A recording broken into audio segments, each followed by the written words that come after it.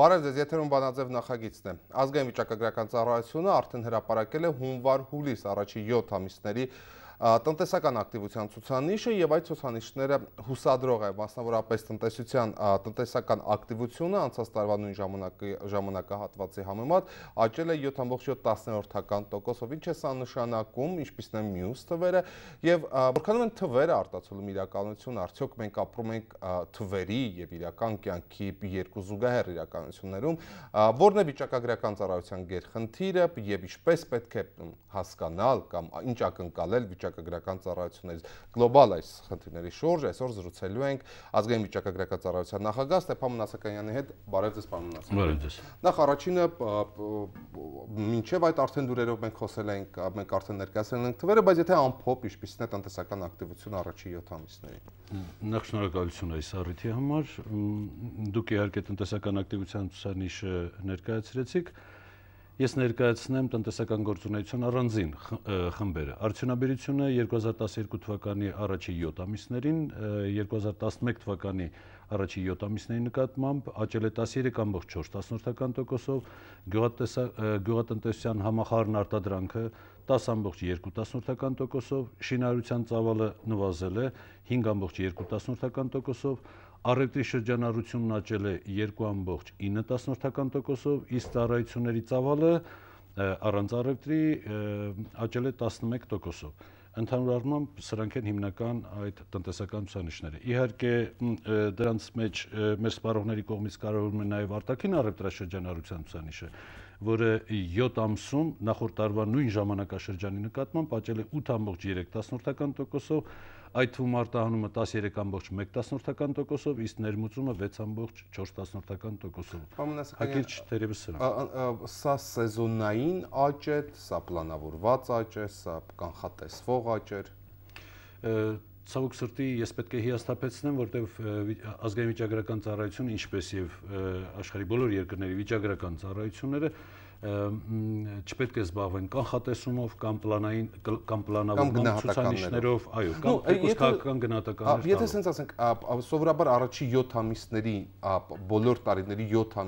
ամիսներին սովորաբար լինում է աճ, թե դա կախված է տարուց, կախված է քաղաքականությունից։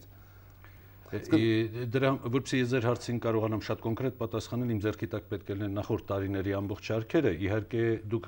կարծում եմ քաջատեղյակ եք, որ 2009 թվականին տնտեսական ճգնաժամի պայմաններում մեր շատ տնտեսական ցուցանիշներ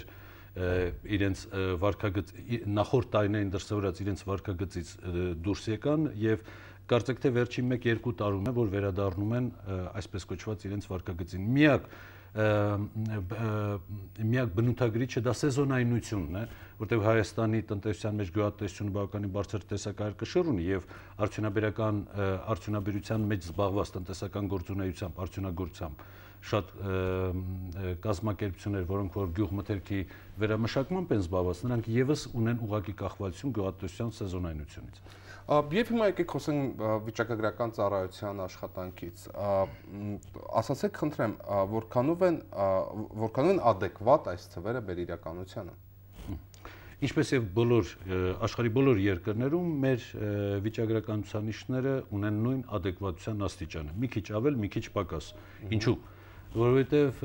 մեծ գաղտնիք չեմ ասում, որ երկրորդ աշխարհամարտից հետո 1945 թվականին մարդկությունը ձևավորեց միավորված ազգերի կազմակերպությունը եւ դա կատարեց մեկ գլխավոր նպատակով։ Ես մեծ գաղտնիք չեմ ասում։ Դա խաղաղության նպատակն էր։ Այդ իսկ պատճառով էլ մենք բոլորս գիտենք անվտանգության խորհուրդ մարմնի մասին, որի գլխավոր առաքելությունը ողջ աշխարհում խաղաղության ապահովումն է։ Սակայն շատ քչերը գիտեն, որ կարևորագույն մարմիններից մեկը միավորված ազգերի կազմակերպության դա վիճակագրական հանձնաժողովն է, եւ որի ստեղծման համար որոշումը կայացվել է դեռևս 1946 թվականին եւ 1947 թվականի փետրվարից գործում է ՄԱԿ-ի վիճակագրական հանձնաժողովը։ Եվ դա հետապնդում է նույն խաղաղության նպատակները, առ այն որ ՄԱԿ-ը որոշել է, որ ողջ աշխարհում բոլոր երկրներում վիճակագրությունները պետք է վարվեն միևնույն մեթոդաբանությամբ, միևնույն սահմանումներով, միևնույն դասակարգումներով, նմանատիպ տեղեկատվական աղբյուրներով եւ տեղեկատվության հավաքագրման, խմբավորման եւ տարածման միևնույն գործիքակազմով, որպեսզի անորոշությունը հնարավորինս նվազեցվի ամբողջ աշխարհում եւ աշխարհը կարողանա միևնույն լեզվով խոսել։ Եվ մեր վիճակագրությունը օգտագործում է նույն մեթոդաբանությունը։ Ինչպես եւ աշխարհի բոլոր երկրները։ Իհարկե որոշ երկրները մի քիչ ավել, մի քիչ պակաս, դա կախված է նաեւ ռեսուրսներից, կախված է տեղեկատվական աղբյուրներից եւ այլն։ Իսկ ինչ վերաբերում է վիճակագրական ցուցանիշների նկատմամբ տարբեր երկրներում վերաբերմունքին, դա ունի իր բացատրությունը ողջ աշխարհում, այդ թվում նաեւ Եվրամիության անդամ երկրներում, այդ թվում նաեւ տնտեսական զարգացման եւ համագործակցության կազմակերպության անդամ բոլոր երկրներում։ Վիճակագրական ծառայությունը, եթե չեմ սխալվում, Արժույթի միջազգային հիմնադրամի տվյալների տարածման հատուկ ստանդարտի Հայաստանը հատուկ ստանդարտի անդամ է։ Ինչ է դա նշանակում։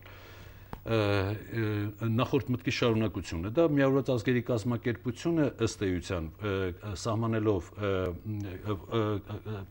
իր վիճակագրական հանձնաժողովի միջոցով եւ պատվիրակելով մի շարք այլ միջազգային կազմակերպությունների, մասնավորապես Արժույթի միջազգային հիմնադրամին, Համաշխարհային բանկին, տարբեր բնագավառներում մեթոդաբանություններ մշակելու եւ տարածելու այնպիսի մեթոդաբանություններ, որոնք որ պարտադիր են բոլոր երկրների համար վիճակագրության ոլորտում կիրառելու, Արժույթի միջազգային հիմնադրամը տնտեսական վիճակագրության բնագավառում սահմանել է մի շարք ստանդարտներ։ Դա տվյալների տարածման ընդհանուր համակարգն է եւ տվյալների տարածման հատուկ ստանդարտը։ Ամենախիստ ստանդարտը դա տվյալների տարածման հատուկ ստանդարտն է, որին Հայաստանը հաջողվեց անդամագրվել 2003 թվականի նոյեմբերից։ Եթե չեմ սխալվում, Վրաստանը նոր է միացել, իսկ Ադրբեջանը ընդհանրապես չկա։ Ոչ, դեռևս այս պահին դեռևս 71 երկիր եւ Եվրամիության վիճակագրական ծառայությունը, Եվրոստատը, աշխարհի մնացած երկրները դեռ չեն ապահովել այդ ստանդարտի պահանջները։ Ադրբեջանը չկա փաստորեն։ Ոչ։ Վրաստանը կա։ Վրաստանը կա։ Դա է։ Նախորդ տարի էր, կարծեմ, Վրաստանը դարձավ Իսկ սա ինչ է սա նշանակում։ Սա ծառայության մեթոդաբանության եւ աշխատանքի որակի որոշակի ցուցանիշ է, հենց դա այն վստահությունն է, որ միջազգային կազմակերպությունը տեսնելով ձեր աշխատանքը, չգիտեմ, հասկանում են, որ դուք գոյություն ունեն միջազգային չափանիշներ, որոնց համապատասխանում եք, հետեւաբար ձեր տվյալները, ձեր դատապազան ավելի վստահելի։ Արդյոք կարելի է դա պնդել։ Այսպես ասեմ, տվյալները ոչ թե մերն է եւ ոչ թե մեր աշխատանքը համատեղ է միջազգային կազմակերպությունների հետ, իսկ տվյալները բոլորինս է, որովհետեւ մեր երկրում վիճակագրության մեջ բոլորն են զբաղված, որովհետեւ մեր վիճակագրությունը ընդհանրապես վիճակագրությունը գտնվում է բարդ եռանկյունու կենտրոնում եւ մասնակիցները արտաքին միջավայրից դրանք սկզբնական տեղեկատվություն ներկայացնողներն են, այլ կերպ ասած ռեսպոնդենտները, վիճակագրական տեղեկատվության սպառողները եւ հարկատուները, այսինքն պետական բյուջեն, եւ դրանք կրելով առածի նման ունեն տարաբևեռ հակվածություններ։ Օրինակ, ռեսպոնդենտները, այսինքն սկզբնական տեղեկատվություն ներկայացնողները հակված են պնդելու, որ վիճակագրությանը տեղեկատվություն ներկայացնելը լրացուցիչ հոգս է եւ լրացուցիչ աշխատանք։ Հիմնավոր է։ Սպառողները հակված են մշտապես պահանջելու օպերատիվ եւ դեզագրեգացման ընդհանուր մինչեւ նանոմակարդակի վիճակագրական ցուցանիշներ։ Երկու բառ չհասկացա՝ դեզագրեգացում եւ նանոմակարդակ։ Նանոն դա ամենափոքր մակարդակը, ամենացածր աստիճան, այսինքն ամբողջի նվազագույն բաղկացուցիչի շատ մանրամասն ինֆորմացիա են պահանջում։ Գեր ընդհանուր անվանական աստիճանի, իսկ վիճակագրություն անվանական տեղեկատվություն ընդհանրապես չի հրապարակում։ Եվ փաստորեն երրորդ կողմը արդեն հարկատուներն ու պետբյուջեն է։ Իսկ պետական բյուջեն էլ միշտ հակված է բոլոր երկրներում, դա միայն Հայաստանին չի, բնութագրական բոլոր երկրներում հակված է պնդելու, որ այլ ծախսերն ավելի կարևոր են եւ անհետաձգելի, քան վիճակագրության ծախսերը։ Սակայն վիճակագրության պարադոքսը կայանում է նրանում, որ մեզանից յուրաքանչյուրը միաժամանակ եւ ռեսպոնդենտ է, եւ վիճակագրության սպառող, եւ հարկատու։ Եվ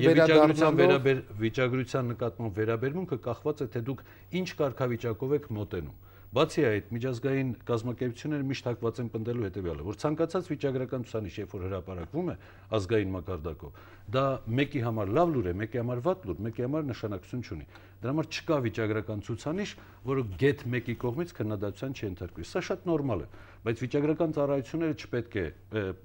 դա ողբերգության վերածեն, այլ պետք է անընդհատ փորձեն մեթոդաբանական զարգացումները, մեթատվյալները, այսինքն մեթոդաբանությունները հրապարակել եւ այդ ուղղությամբ աշխատանքները եւս շարունակվում են, այդ թվում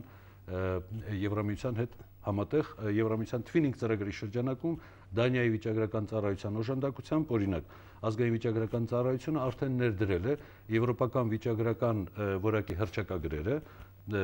բոլոր հիմնական վիճակագրական արտադրանքների թողարկման որոնք եւս համապատասխանում են եվրոպական ստանդարտներին։ Համապատասխանում են այն պատճառով, որ մեզ օժանդակում են Եվրամիության վիճակագրական ծառայության փորձագետները։ Ամերիկացիները օժանդակ են ամերիկյան։ Նույնն է, ոչ մի տարբերություն։ Իսկ միջազգային մակարդակով դա ձեր կողմից հիշատակված տվյալների տարածման հատուկ ստանդարտն է, եւ 2009 թվականին Արժույթի միջազգային հիմնադրամը հրապարակել է իր կայքեջում եւ մեր կայքից այնտեղ հղում կա այդ հաշվետվությանը գնահատումը, այսինքն համապատասխանում է թե չի համապատասխանում, զարգացումներ ընթանում են թե ոչ։ Այնտեղ 5 տեսակի գնահատականներ կան։ Եվ ինչ գնահատականներն են, որ զարգանում են։ 132 գնահատականներից 24-ը հիմնականում համապատասխանում, մնացած ամբողջությամբ համապատասխանում է։ Հայաստանը չունի հիմնականում չհամապատասխանող կամ բացակայող գնահատականներ Արժույթի միջազգային հիմնադրամի կողմից։ Եվ եթե չեմ սխալվում, այս տարի էր, որ Twinning-ը Հայաստանի վիճակագրական ծառայությունը համարեց լավագույն 4-ից լավագույնը Եվրամիության տարածքում։ Դա այդպես է թե ոչ։ Այո, Եվրոհանձնաժողովը իր հատուկ տեղեկանքում ուրեմն ամփոփել է 2011 թվականին Արևելյան եւ Հարավային գործընկերության 100 երկրների շրջանում իրականացվող Twinning ծրագրերը, 100 ծրագրերը, 12 երկրների շրջանում ներողություն, 100 Twinning ծրագրերը եւ դրանցից 4-ը համարվել է հաջողված, որոնցից մեկը Հայաստանի ազգային վիճակագրական ծառայությանը Եվրամիության կողմից ցուցաբերվող օժանդակության Twinning ծրագիրն է։ Պարոն Մնացականյան, եթե չեմ սխալվում, Համաշխարհային բանկը ունի կամ հրապարակում է վիճակագրական կարողությունների համաթիվ, որտեղ կա գնահատական նաև Հայաստանի վերաբերյալ։ Եվ որքան է Հայաստանի գնահատականը, որոնք են Հայաստանի ուժեղ կողմերը եւ առաջիկա անելիքները կամ մարտահրավերները, այսպես ասած։ Այո, դա վաղուց է իրականացնում։ Մենք դեռ 99 թվականին 100 բալանոց համակարգ է, 99 թվականին առաջ անգամ երբ որ գնահատվեց Հայաստանը ընդամենը 50 բալ էր հավաքել եւ մենք հիմա ունենք 92 բալ, որից մեթոդաբանություն 100-ից, այո, որից մեթոդաբանությունը 3 մասից է բաղկացած. մեթոդաբանություն, տվյալների աղբյուրներ եւ ժամկետայնություն եւ պարբերականություն։ Ամեն մեկը առանձին 100 բալով գնահատում է։ Հայաստանի մեթոդաբանությունը կարծեմ 1-2 երկրների հետ միասին մեթոդաբանությունը 100 բալի արժանացել, առավելագույնին։ Տվյալների աղբյուրները ցավոք սրտի 80 բալ, որովհետեւ 20 բալը պակասող դա գյուղատնտեսական համատարած հաշվառումն է, իսկ որի համար մեծ ռեսուրսներ են պահանջում, այդ դեպքում պետք է պետական բյուջեից մեծ ռեսուրսներ հատկացվի, որպեսզի գյուղատնտեսական համատարած հաշվառումը Հայաստանում իրականացվի։ Իսկ պակասող 1 բալը դա ժամկետայնության, դահկացության զեկույցը անցած տարի մենք 1 ամիս ուշացումով ենք հրապարակել, դրանով էր պայմանավորված, որովհետև Համաշխարհային բանկի մեր փորձագետները պետք է շնորհանդեսին մասնակցեին եւ այցելության ժամկետը մենք սպասում ենք մեր փորձագետներին։ Այս տարի էլ ունենք նմանատիպ խնդիր, բայց կարծում եմ դա չնչին խնդիր է, որից է խնդիր չի կարող մեծ առումով առաջացնել։ Ստացվում է, որ միջազգային կազմակերպությունները ավելի շատ են վստահում Հայաստանի վիճակագրական ծառայությանը, քան հենց Հայաստանի, այսպես ասած, ներքին կյանքի ականատեսները կամ սպառողները։ Ես հուսով եմ իհարկե առաջի մասով, բայց երկրորդ մասով էլ մենք շատ անելիքներ ունենք, խնդիր կա, որ մենք մեր ներքին սպառողներին կարողանանք այնպիսի վստահություն ներշնչել, որ վերջնականապես հասկացվի, որովհետև ընդհանրապես ընդունված է, որ կա 3 կարևոր հարց՝ ինչ, ինչպես եւ ինչու։ Վիճակագրությունը ինչ եւ ինչպես հարցերին միշտ պատասխանում է հրապարակելով ցուցանիշները, բայց մարդկանց միշտ հուզում է ինչու հարցը։ Այս ինչու հարցի պատասխանն է, որ մենք մեթոդաբանության մեթատվյալներով պետք է կարողանանք ավելի մեթոդաբանական զարգացումներով կարողանանք մեր սպառողներին մատակարարենք մեթոդաբանական տվյալները։ Մարդկանց մոտ շատ է հարցեր առաջանում, թե օրինակ ինչու այս ցուցանիշը ամսական ցուցանիշ է, այս ցուցանիշը եռամսյա ցուցանիշ է, ինչու են շատ դեպքերում այս կամ այն ցուցանիշները վերանայվում կամ ճշգրտումների ենթարկվում։ Սա նորմալ գործընթաց է ողջ աշխարհում, ընդունված է, որովհետև ամենամեծ խնդիրը ժամանակն ու տարածությունը մեկ ծիրի բերելն է։ Սա բոլոր բնակավարներում կա, եւ հաշվապահության մեջ, եւ այլ բնակավարներում։ Սա ամենածանր խնդիրն է, թերևս ողջ մարդկության համար։ Եվ վերջին հարցը, պարոն Մնացականյան, ասացեք, խնդրեմ, մենք ունենք վիճակագետների դպրոց, եթե այսպես կարելի ասել, կամ վիճակագրական ծառայությունը ունի արդյոք այն մի քանի սերունդներ ներկայացող հմուտ վիճակագիրները, որոնք որ Այո, եւ տարեկան կգան մի օր նաեւ հուսում ոչ մոտ ապագայում, բայց մի օր էլ նաեւ ձեզ փոխարինելու։ Իհարկե, մենք շատ լավ կադրեր ունենք, որոնք պատրաստ են եւ տարեկան մոտարապես մենք միջազգային համագործակցությունը բավականին ծավալուն է։ դա ՄԱԿ-ի պաշտոնական վիճակագրության հիմնարար սկզբունքներից կարևորագույն սկզբունքներից է, միջազգային համագործակցության սկզբունքը, եւ տարեկան 100-ից ավելի մեր վիճակագրական ծառայության աշխատակիցներ միջազգային դասընթացների փորձի փոխանակման տարբեր գիտաժողովների, ֆորումների մասնակից են դառնում, որովհետեւ վիճակագրությունը, միջազգային մեթոդաբանությունը եւս արագ փոփոխությունների է ենթարկվում, որովհետեւ աշխարհում զարգացումը ոչ այլ ինչ է, քան ժամանակի խտացում։ Ողջ աշխարհում ընդհանրապես արդի զարգացած աշխարհը նշանակություն է տալիս ժամանակին։ Ժամանակը համարում է գործոն է։ Օրինակ, 2003 թվականին, երբ որ Գերմանիայում անցկացվեց մեծ հետազոտություն 30,000 ռեսպոնդենտների շրջանում, նրանց խնդրեցին պատասխանել մեկ հարցի, թե 20-րդ դարի գիտատեխնիկական խոշորագույն նվաճումները որոնք էին, եւ պատասխանները ցնցեց ողջ Եվրոպային եւ ոչ միայն Գերմանիային։ Պարզվեց, որ երկու խոշորագույն գիտատեխնիկական նվաճումները 20-րդ դարի, դա բջջային հեռախոսն է եւ միկրոալիքային վառարան, որտեղ մարդիկ իրենց մաշկի վրա ժամանակի խտացումը էլեկտրոէներգիա, երբ որ հետո հատուկ ուսումնասիրեցին, արդեն մասնագետ պրոֆեսիոնալ գիտնականների, հիմնականում տեխնիկական գիտությունների, այնտեղ արդեն բացահայտվեցին այն բոլոր նվաճումները, որով որ մարդկությունը ընդհանրապես հպարտանում է։ Եվ ընդհանրապես այդպես է, որովհետև դեռևս արևմուտքը նշում էր, որ արագ փոփոխությունները էապես փոխում են կյանքը, եւ վիճակագիրներն պետք է փորձեն դրա հետևից գնալ։ Եթե օրինակ 80-ական թվականներին օրինակի համար կանացի նորաձև հագուստը Փարիզում պոդիումում ներկայացնելու պահից, դեֆիլեի պահից, մինչև մոդայի կարգավիճակ էր ձեռք բերում, տևում էր 1-ից 3 տարի, այսինքն համընդհանուր ճանաչում։ 80-ականներից այս կողմ արևմուտքում նկատեցին, որ երկրագունդը արդեն դեֆիլեի պահից չի հասնում իր առանցքի շուրջ մի պտույտ կատարել, եւ այդ նորույթը հասվում է բոլոր սպառողներին, որովհետեւ տեղեկատվական հասարակություն է ձևավորվում։ Իսկ արդի հասարակությունը արդեն կանգնած է այլ խնդիրների առջև։ Օրինակ, Հայաստանը ՄԱԿ-ի վիճակագրական հանձնաժողովի 24 անդամներից մեկն է։ Փետրվարին, երբ որ Նյու Յորքում տեղի ունենում հանձնաժողովի նիստը, ես հեռուստացույցով նկատեցի, որ Apple ընկերությունը արդեն ակնոցային պլանշետներ է թողարկում։ Եվ այս մասին, երբ որ մենք քննարկումներ արեցինք, Apple-ն էր ներկայացնում։ Այն ինչ որ ես տեսա, ներողություն եմ խնդրում, բայց իրոք Apple-ն էր, որովհետև ես եմ անձամբ տեսել, Եվ այդ մասին, երբ որ ՄԱԿ-ի տարբեր հանձնաժողովների բոլոր կառույցների ղեկավարների հետ քննարկում արեցինք, հատկապես որը վերաբերում էր 1001-ի նպատակների զարգացման նպատակների 2015 թվականին գլխավոր ասամբլեային ՄԱԿ-ի ներկայացվելիք ցուցանիշների փոփոխությանը, որտեղ մենք առաջարկ ենք արել Հայաստանի կողմից եւ դա ընդունվել է, այնտեղ ես նկարագրեցի այն թեզը, որ մենք խնդիր ունենք հասկանալու, որովհետեւ վաղը մյուս օր կրթական, դասական համակարգը կարող է արդեն չհասկացվել, որտեղ առաջավոր տեխնոլոգիաները կրթության մասին պատկերացումները փոխում են։ Մենք ականատես եղանք նաև Նյու Յորքում մի շատ հետաքրքիր փաստի, որի մասին մեզ պատմեցին նաև ամերիկացի մեր գործընկերները։ Նրանք ասացին, որ արդեն գիրք կարդալու կարիք չկա, արդեն բանավոր խմբագիրներ կան էլեկտրոնային եղանակով, եւ այդ խմբագիրները ոչ միայն տարբեր լեզուներով են, հիմնականում ՄԱԿ-ի լեզուներով են կարդում, իհարկե ծրագիրի դեռ կատարելագործված չի, այլ դուք կարող եք ծրագրավորել, օրինակ, Կոմս Մոնտե Քրիստո գիրքը, խնդրեք 3 րոպեում հիմնականը ձեզ խմբագրի ներկայացնի, սեղմագրեր բանավոր, դուք կարիք էլ չունեք կարդալու, այն ձեզ կներկայացնի։ Այս ամենը ժամանակը, սա ես ինչի եմ ասում, որովհետև եթե 80-ական թվականներին կամ 90-ական թվականներին մեր օրինակ կապի համակարգում բջջային հեռախոսակապ չկար, ինտերնետ չկար, ապա ծառայությունների ոլորտում տեղի ունենում արագ փոփոխություններ, տեղի ունենում նաև արագ փոփոխություններ այլ բնագավառներում եւ վիճակագրությունը դատապարտված է, ես նկատի չունեմ ազգային վիճակագրական ծառայություններ, այլ միջազգային, որովհետեւ ազգային մեթոդաբանություններ աշխարհի կողմից չի ընդունվում, որովհետեւ քաղաքական եւ վարչական շահերի կոնֆլիկտներից պետք է վիճակագրական ծառայությունները զերծ մնան։ Դրա համար ՄԱԿ-ը հենց սահմանում է, որ պետք է սպառողները հասկանան, որ վիճակագրական ծառայությունները քաղաքականություն որոշող այլ պետական մարմիններից արմատապես տարբերվում են։ Սա էլ դժվար է բացատրել։ Վիճակագրական թվերը կառավարությանը պետք է որպեսզի ցույց տան, թե ինչ են արել կամ իրենց կառավարումը որքանով էր արդյունավետ։ Անդիմությանը պետք է հակառակը ապացուցելու համար, որ ինչ չի արվել։ Լրագրողներին պետք է այդ առիթով հարցեր տալու համար, վիճակագիրներին ուսումնասիրելու համար, ինչպես վարվեն այս առիթով, այսպես սովորական օգտագործողի կամ քաղաքացու համար, ինչի համար է վիճակագրական ծառայությունը, այսինքն ընդհանրապես նրա համար, որ ինչ-որ մի թիվ լսի այդ առիթով չգիտեմ, տագնապի կամ ճիշտ հակառակը մի քիչ ավելի հանդարտանա, թե կա ավելի սպառման, ավելի խելամիտ տարբերակներ։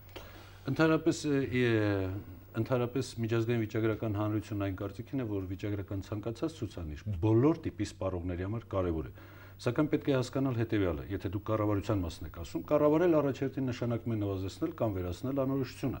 Իսկ դա միայն եւ միայն տեղեկատվական համակարգերի միջոցով է։ Եվ տեղեկատվական համակարգերի արդի աշխարհում այլ համակարգերի նկատմամբ առաջանցիկ զարգացում ունեն եւ առաջանցիկ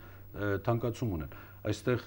երկրորդ կարծիք լինել չի կարող։ Սակայն ինչ վերաբերում է ընկալմանը, քիչ առաջ ես նշեցի, որ ցանկացած ցուցանիշ, երբ որ հրապարակում է մեկի համար լավ լուր է, մեկի համար վատ լուր է, մեկի համար որից է արժեք չունի, որտեղ մարդիկ ունեն սպասումներ եւ մարդիկ տարբեր են։ Մեր կրթական համակարգը մեզ սովորեցրել է միայն Էյնշտեյնի հարաբերականության տեսությունը, դեռ անցած դարի հենց 15 թվականից։ Սակայն արևմտյան կրթական համակարգը առաջ է քաշում տարբերությունների տեսությունը։ Այն է, այնքանով որքանով մեզանից յուրաքանչյուրը ֆիզիկապես նույնական չէ, այդքանով գոյություն են տարբերություններ։ Դրանք ոչ միայն սեռատարիքային են, կրթական, կրոնական, ազգային եւ այլն, այդ թվում նաեւ հաճելի, տհաճ, տանելի, անտանելի։ Եվ շատ լավ է, որ կան այդ տարբերությունները, հակառակ դեպքում չէ լինի ընդհանրապես գիտակցությունը։ Եվ այդ տարբերությունների հիման վրա է, որ վիճակագրությունը փորձում է այդ տարբերությունները համախմբել։ Եվ այստեղ է առաջանում պարադոքսներից հաջորդը, որ ցանկացած խմբավորված ցուցանիշ եւ անհատի փորձառություն կարող է իրար չհամընկնել եւ դրա համար միշտ առաջանում են նաեւ այլ կարգի վստահության խնդիրներ եւ ընդհանրապես հատկապես արդի աշխարհում երբ որ վստահության ճգնաժամ գոյություն ունի, որը իհարկե մասնագետները անվանում են ֆինանսատնտեսական ճգնաժամ, ես նկատի ունեմ գույքային շրջանառության մասնակիցների միջև իրենց փոխհամաձայնությունները, երբ որ հնարավոր չի իրացնել, ապա դա կոչվում է վստահության ճգնաժամ։ Եվ այդ վստահության ճգնաժամից դուրս գալու համար ավելի երկար ժամանակ է պետք, որովհետև պետք է նոր փոխհամաձայնություններ, նոր փորձաշրջաններ ժամանակի մեջ, որպեսզի այդ կապերը վերահաստատվեն, որպեսզի տնտեսական գործընթացները ավելի վստահելի լինեն, որպեսզի ներդրումներ տեղի ունենան ավելի վստահելի, հասնեն ներողություն այս միջազգային բառի համար ջենտլմենային համաձայնություններով մարդիկ կարողանան նորից աշխատել։ Սա ցիկլային ժամանակաշրջան է եւ պետք է այս ժամանակաշրջանից ինչ որ կերպ ժամանակի մեջ, ժամանակի եւ տարածության մեջ փորձել այս խնդիրները լուծելով դուրս գալ։ Պարոն Մնացականյան, շատ շնորհակալ եմ մեր հարցերին պատասխանելու համար եւ նաեւ բացատրելու ինչ է։ Ես եմ շնորհակալ եւ ցավում եմ, որ ժամանակը մենք շատ ինտենսիվ ենք անում, որովհետեւ սրանով է նաեւ պայմանավորված իմ քիչ առաջ ասած, որ ժամանակն ենք խտացնում, իսկ վիճակագիրների համար երջանկությունը հասկացված լինելն է, որի համար ավելի շատ ժամանակ է պահանջվում։ Սիրելի հեռուստադիտողներ, ես հիշեցնեմ, որ մենք զրուցում էինք ազգային վիճակագրական ծառայության նախագահ Ստեփան Մնացականյանի հետ, սա երևի այն եզակի հաղորդումներից է, որտեղ պարոն Մնացականյանը 5 թվից ավելի չասեց։ Մենք խոսում էինք ավելի շատ վիճակագրական ծառայության աշխատանքների, որակի, մեթոդաբանության, առարկա մարտահրավերների հետ կապված։ Հիշեցնեմ, որ այս օրերին ծառայությունը հրապարակել է տնտեսական ակտիվության առաջի 7 ամիսների ցուցանիշը, որը նախորդ տարվա համեմատությամբ աճել է 7.7%-ով։ Մենք զրուցեցինք նաև այն մասին, որ Հայաստանի ազգային ծառայությանը հաջողվել է դառնալ արժույթի միջազգային հիմնադրամի տվյալների տարածման հատուկ ստանդարտի անդամ, այս անդամակցում են այս հատուկ ստանդարտի միայն այն երկրները, որոնց մեթոդաբանությունը համապատասխանում է եվրոպական չափանիշներին։ Մենք խոսեցինք նաև այն մասին, որ ըստ համաշխարհային բանկի վիճակագրական կարողությունների համաթվով Հայաստանը 100 հնարավոր միավորից ստացել է 92-ը, իսկ դա չափազանց բարձր է,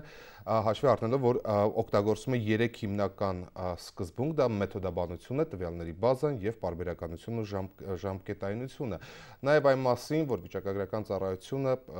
ըստ Եվրամիության Twinning ծրագրով ճանաչվել է լավագույններից մեկը, ըստ նաև մնացած 3 երկրների հետ։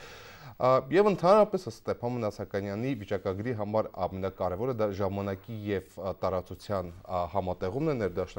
ներդաշնակեցումը եւ նաեւ հասկացված լինելը։ Ես հուսով եմ, որ մեր այս արագ եւ թեժ զրույցը հասկանալի էր նաեւ ձեր համար, հասկանալու համար, բարձելու համար, ի վերջո ինչպես են կառուցվում, մատուցվում եւ հրապարակվում վիճակագրական թվերը։ Սա համառոտ, եթե բացայեք թողել մեր զրույցը։ Դուք դիտում եք Արմենզի Բանաձևը, շնորհակալություն ուշադրության համար եւ ցտեսություն։